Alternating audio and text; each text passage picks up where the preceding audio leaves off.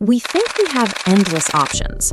You walk into a store or open your phone and you see thousands of distinct brands. But pull back the layers and you'll see all those colorful logos collapse into the exact same holding companies. This funnel visualizes how the average American spends roughly $13,200 a year on basics like gasoline, tech services, and healthcare. Those thousands of individual transactions don't stay in the local economy. They are immediately sucked up into a handful of consolidated corporate buckets. When you pick competing streaming services, choose a specific gas station, or buy a product online, you aren't participating in a free market. You are selecting which branch of the exact same corporate tree gets your money today. The massive tech giants and conglomerates of today operate a mathematical architecture of market extraction perfected 150 years ago. In 1870, a 31-year-old bookkeeper named John D. Rockefeller observed the chaotic, booming oil industry in Ohio and engineered the structural template that every major corporation uses right now. This chart tracks Standard Oil's market share over a single decade. He started with 4% of America's oil refining capacity. By 1880, that slice violently expands to consume 90% of the entire industry. Standard Oil was eventually dismantled by the government, but the legal structures and aggressive tactics Rockefeller invented survived. They spread across different industries and became the default operating system for the entire 21st century economy. The entities controlling your data, your food supply, and your medicine are all running Rockefeller's mathematical equation for market dominance. Rockefeller realized that paying other companies for transportation and storage was a leak in his profit margins. Instead of buying wooden barrels from independent coopers, he bought the forests and built his own barrel-making factories. He bought the tank cars, the warehouses, and the distribution networks. Bringing every step of production in-house gave him a massive cost advantage. While his competitors paid 25 cents per barrel, Rockefeller produced his own for 15 cents. He could sell his final product at a price that bankrupted everyone else and still turn a profit. Amazon applies this exact strategy today. They own the warehouses, the cargo planes, the delivery trucks, and the payment processing systems.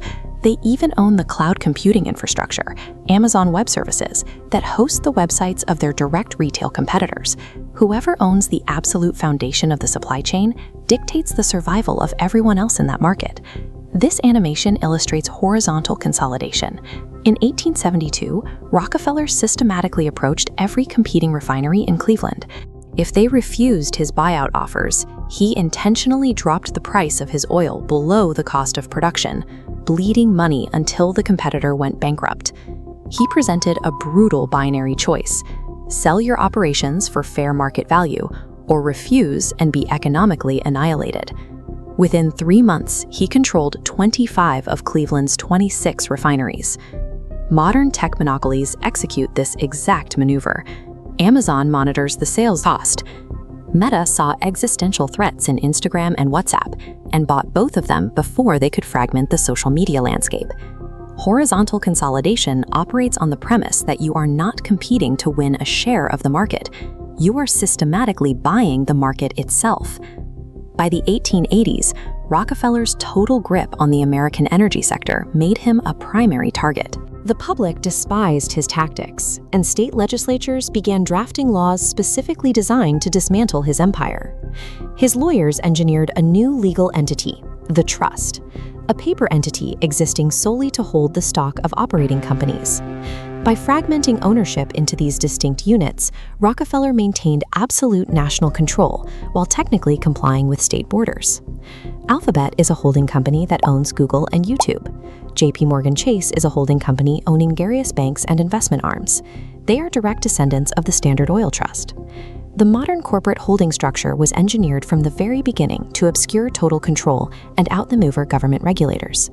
Rockefeller deployed 2 final defensive maneuvers. He worked with politicians to write specific safety standards for kerosene that only Standard Oil could meet, successfully capturing the regulators. Then, he poured hundreds of millions into philanthropic foundations, which allowed him to shape public policy, fund universities, and avoid massive estate taxes while buying public legitimacy. Public outrage ultimately forced the government's hand. In 1911, the United States Supreme Court ruled that Standard Oil was an illegal monopoly and ordered it shattered into 34 completely separate corporate entities. Because Rockefeller retained shares in all 34 newly formed companies, the forced fragmentation actually drove efficiency and competition.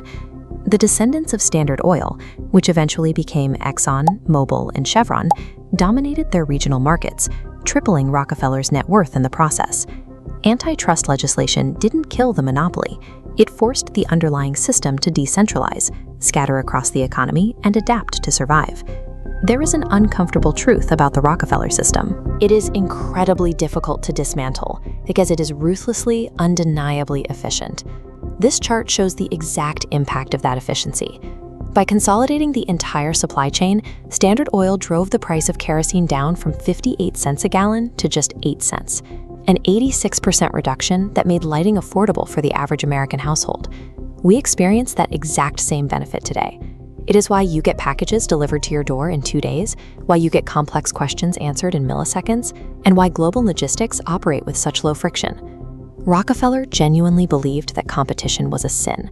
In his view, chaotic free markets waste capital, duplicate effort, and create unnecessary friction. Total consolidation was the righteous path to order.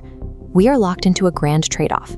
We receive frictionless convenience at the consumer level, and in exchange, we accept the total mathematical concentration of global wealth at the very top.